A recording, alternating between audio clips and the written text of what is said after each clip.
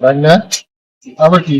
ভাগ্নে তো করলেন, কিন্তু কোয়ার আগে আপনার চিন্তা করা লাগতো একটা, কি সেটা? যে ভাগ্নে আমার দুঃখ কষ্টের মধ্যে আছে।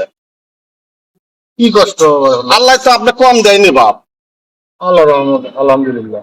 তাহলে এত কিছু দেওয়ার পরেও আপনার তো উচিত যে আমার আপন বোনের বেটা হ্যাঁ হ্যাঁ এত অশান্তির মধ্যে আছে, হ্যাঁ 1500 যদি নাও দিবার পারি, হ্যাঁ। মুখের একটা ভালোবাসা সান্ত্বনা দিয়েও তো আপনি আমাকে বুঝাবার পারেন। এটা কি কোন ভাগনা? কতদিন আপনি দিছিলেন? সেই দিনই একটা বড় মাছ কিনে দিলাম। দিলেন তো, কতদিন দিছিলেন? সেই মাছ কি এখনো থাকে? আচ্ছা ভাগনা শোনো, তুমি তো আমার ব্যাপারটা বুঝছো, দেশের অবস্থা এখন দেখো। চাচা আপন করেন বাসা, নিজ নিজে বাসায় তো মুশকিল হয়ে গেছে। কিন্তু এর মধ্যে কথা আছে মামা, আত্মীয় সম্পর্ক যদি আপনি না থন হুম।